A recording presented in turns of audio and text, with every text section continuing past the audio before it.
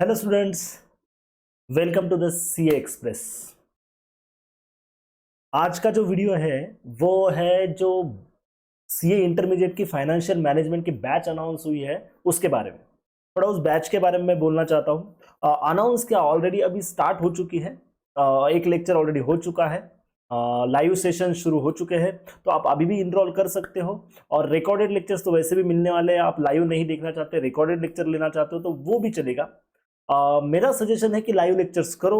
मैं उसके कुछ बेनिफिट्स बताता हूँ, उसी के लिए आज का ये वीडियो है।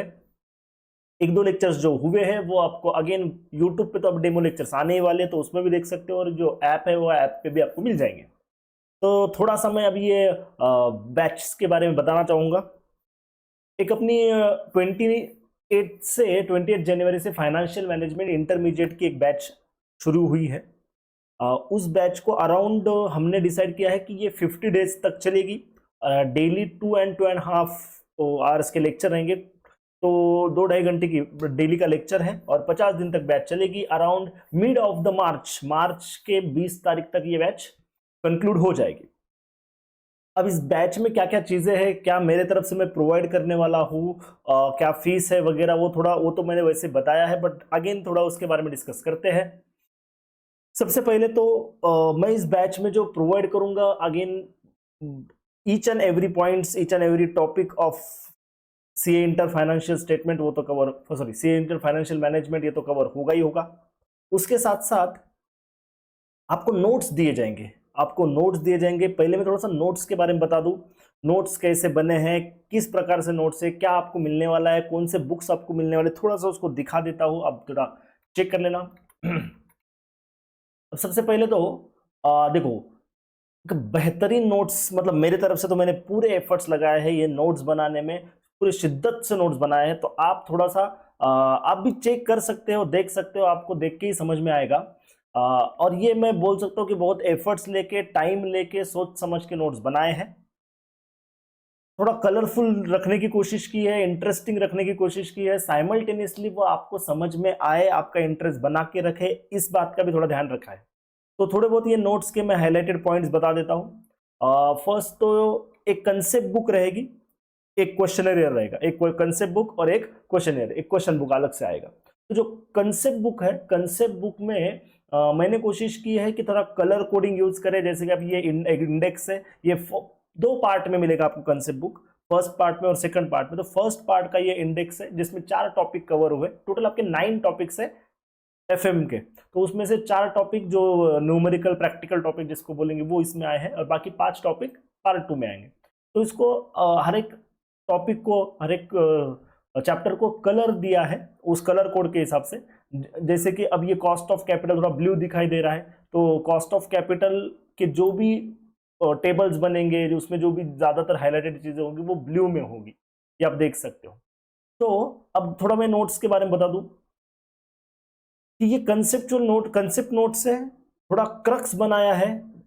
अगर आपके फाइनेंशियल मैनेजमेंट के मॉड्यूल्स देखें तो मॉड्यूल्स की साइज तो बहुत बड़ी है, बट इसको हमने अराउंड दोनों पार्ट 1 और पार्ट 2 दोनों मिला के भी 150 टू 160 पेजेस में ये कवर हो जाएगा। ये पार्ट 1 जो है वो 80-85 पेजेस का पार्ट 1 है। चार टॉपिक मिला के, 4 चैप्टर मिला के ये 80-85 पेजेस में कवर हो चुका है। तो इसका मतलब ये नहीं है बट कि इसमें सिर्फ और सिर्फ कंसेप्ट ही है, इसमें सिर्फ एक्सप्लेनेशन ही है, इसमें क्वेश्चंस नहीं है, ऐसा नहीं है। मैंने खुद से जो एग्जांपल्स, एक्सप्लेनेशन के लिए एग्जांपल्स जरूरी है वो इसमें इनकॉर्पोरेट किए हैं। जैसे आप ये देख सकते हो कि अब ये जो चैप्टर है ये है कॉस्ट ऑफ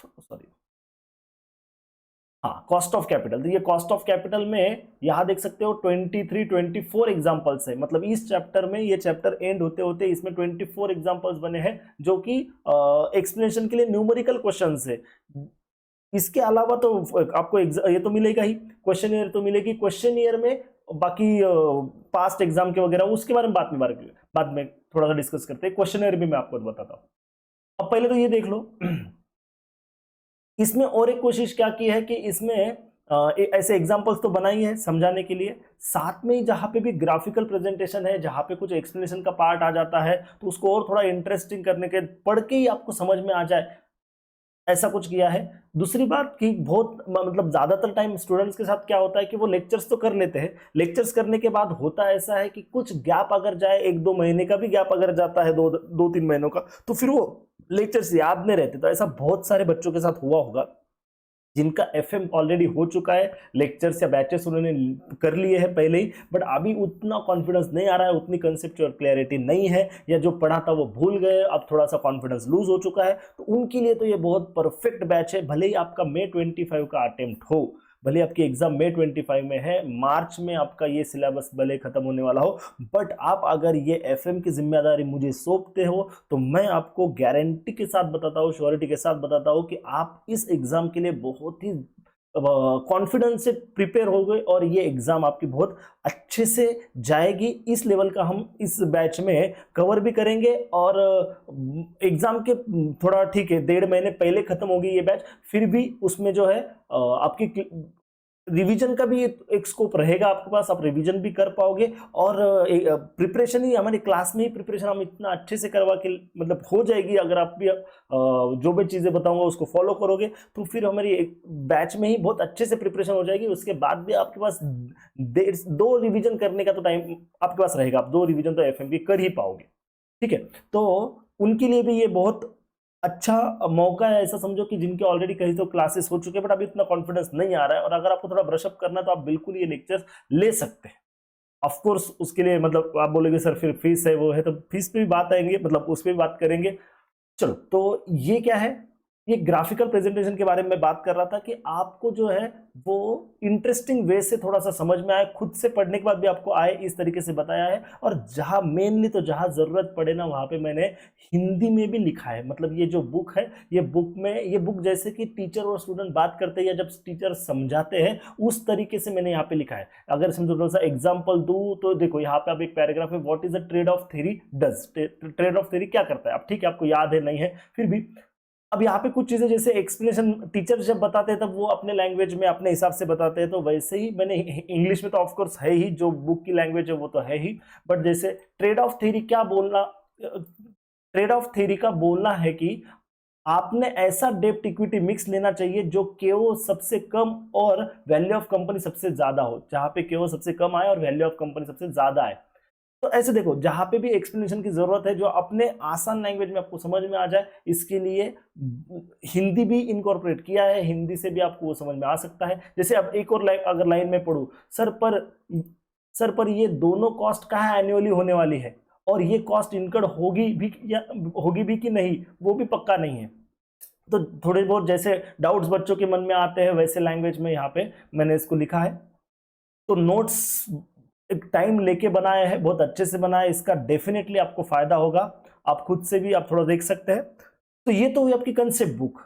फिर आते हैं क्वेश्चनरीज पे। तो एक क्वेश्चनरीज बनी है, ये क्वेश्चनरीज में क्या क्या है, ये क्वेश्चनरीज में आपके आरटीपी, एमटीपी, आपके पास्ट एग्जाम क्वेश्चंस और स्टडी मटेरियल ये सारे आ चुके हैं इसमें। हाँ, अगर बहुत बार ऐसा होता है क्वेश्चनरीज में कुछ क्वेश्चंस डबल डबल आ जाते हैं, रिपीट हो जाते हैं, तो नंबर ऑफ क्वेश्चंस तो बढ़ जाते हैं बट उससे उतना फायदा नहीं होता।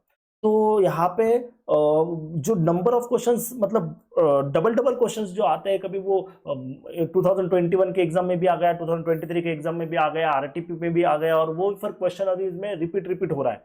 तो ऐसा ना हो इसलिए ऐसा देख के कि जो क्वेश्चंस रिपीट है फिर उसको रिपीट नहीं किया गया है, बट उसका इंपॉर्टेंस भी समझ में आना चाहिए बच्चों का कि ये क्वेश्चंस बार बार रिपीट हो रहे हैं या फिर ये बार बार एग्जाम में आते हैं, तो ये क्वेश्चन इंपॉर्टेंट भी है। तो इसके लिए यहाँ पे हेडिंग में, हर क्वेश्चन में हेडिंग है, हेडिंग में ये क्वेश्चन कब कब आया है, ये कहाँ का क्वेश्चन है। जैसे स्टडी मटेरियल का एमटीपी है अक्टूबर 2018, पी पास्ट एग्जामिनेशन का है क्या, तो वो सब लिखा है, हर क्वेश्चन पे ऐसे हेडिंग दी है कि ये क्वेश्चन कहाँ से, जैसे ये स्टडी मटेरियल से। तो ऐसा ये कंपाइल किया गया है। तो कंसेप्ट बुक में मेरे ओन क्वेश्चन से जो मैंने बनाया है एक्सप्लेनेशन के लिए चाहिए वो, और जो क्वेश्चनरीज है, क्वेश्चनरीज में सिर्फ और सिर्फ इंस्टीट्यूट के अलग अलग मटेरियल में जो क्वेश्चंस आए हैं वही बस इसमें क्वेश्चंस है। तो बुक्स आपको हार्ड कॉपी मिलेगी, दोनों बुक्स मिलेंगे। और अगर मेरी सुनो तो मैंने नोट्स में बहुत एफर्ट्स लिए हैं, तो आपके काम में आने ही वाले। अब ये तो हुई नोट्स की बात। दूसरा, अब आप सोचोगे सर, आप जैसे बोले कि हमने अगर ऑलरेडी क्लास किया है बट अगर आपको फिर से करने का है, कॉन्फिडेंस बढ़ाना है तो ये भी करो, तो सर फीस भी तो है। तो मैं फिलहाल बोलूँ, ये बैच की फीस बहुत ही मिनिमम है। जैसे आपने देखा होगा कि ये बैच की फीस है 2500 ओनली, जिसमें कि मैं आपको बुक्स भी दे रहा हूँ और लेक्चर्स तो है ही। तो मैंने कोशिश की है ये बैच की फीस, मुझे कॉस्ट जितनी लग रही है उसके आसपास ही रखा है मैंने।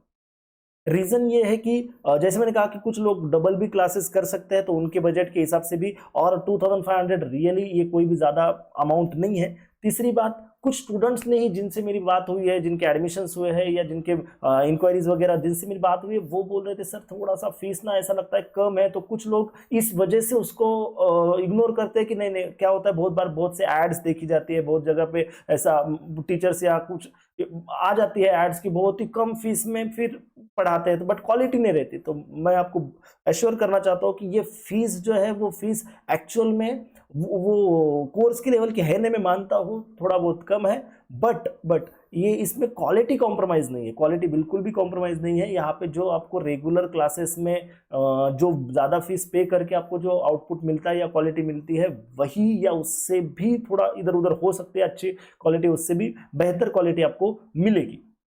ठीक है, तो ये बात हुई। नेक्स्ट, मैंने जितने बच्चों से बात की ना, तो कुछ बच्चों का बोलना है, एटलीस्ट जो लोकल बच्चे जैसे छत्रपति संभाजी नगर में जो बच्चे हैं, जो जिनको मैंने ऑलरेडी पढ़ाया है कभी, तो जो मेरे मतलब तो उन्होंने मुझे बताया है कि सर अगर आप ऑफलाइन लो ना तो बेटर है हमारे लिए। तो अब ये बैच तो मैंने पूरी ऑनलाइन के हिसाब से बनाई है, तो बट ऑफलाइन के लिए मेरे पास एक ऑप्शन है, एटलीस्ट लोकल बच्चों के लिए भी एक है और बाकी लोगों के लिए भी। तो जो लोकल छत्रपति संभाजी नगर के जो स्टूडेंट्स हैं, वो अगर चाहे, या फिर मैंने उनको बोला है कि हम क्या करेंगे, हम वीकली एक सेशन रखेंगे। मैं एक जगह मतलब मैं बता दूंगा लोकेशन, तो हम एक वीकली सेशन रखेंगे जहाँ पे आप आपके डाउट्स, जो भी आप पढ़ाई कर रहे हो उसके आप डाउट्स हम डिस्कस करेंगे, डिसाइड करके आएंगे कि ये डाउट्स होने वाले हैं, उस पर डिस्कस करेंगे। ये एक हो सकता है। दूसरी चीज, अगर समझो आप पढ़ाई करते समय आपको कुछ डाउट्स आ जाते हैं, तो आप तब भी मुझे कॉल करके, मेरे से बात करके एक टाइम डिसाइड करके आप आ सकते हो कि सर मुझे ये मैं बात मतलब ये पढ़ रहा था बट मुझे ना ये टॉपिक्स में डाउट है, तो मैं आज ही आना चाहता हूँ या आज ही मिलना चाहता हूँ या कल मिलना चाहता हूँ, तो है क्या ऐसा आपको टाइम? तो अगर ऐसा भी है तो लोकल बच्चों के लिए तो एटलीस्ट ये पॉसिबल है कि मैं उनके doubts face to face solve करूंगा।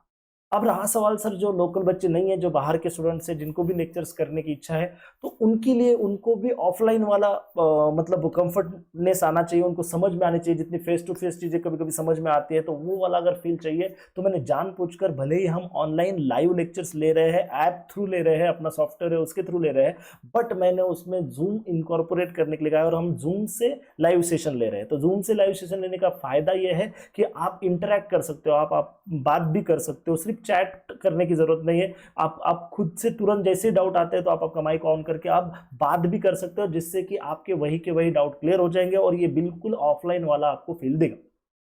तो ये चीज मैंने जानबूझ के की है कि जो बच्चों का बोलना था कि ऑफलाइन थोड़ा सा होना चाहिए सर, उनके लिए ये है। तो लोकल बच्चों के लिए तो वो तो आके ही मिल सकते हैं, और जो बाहर के बच्चे होंगे उनके लिए हमने जूम पे ही सेशन लिया है। तो लाइव अगर आप करोगे तो बेटर है, लाइव करेंगे तो आपसे इंटरेक्शन भी हो जाएगा। बट सर लाइव नहीं किया, रिकॉर्ड किया है, तो रिकॉर्डेड लेक्चर, तो रिकॉर्डेड लेक्चर भी अगर आपने लिए हैं, और बट देखो आप जो भी आपके डाउट्स है वो अगेन व्हाट्सएप पे, पर्सनल मेरा ही नंबर है, तो व्हाट्सएप पे आप कभी भी वो डाउट पोस्ट कर सकते हो, भेज सकते हो, कॉल कर सकते हो। मैं आपका डाउट वहीं पे कॉल पे और व्हाट्सएप पे ही वो डाउट क्लियर हो जाएगा, उसके लिए ज़्यादा वेट करने की भी ज़रूरत नहीं पड़ेगी। तो उनके लिए भी एनी टाइम आप कॉल कर सकते हो और बातचीत हो सकती है। तो ये तो हुआ अब ये बैचेस के बारे में।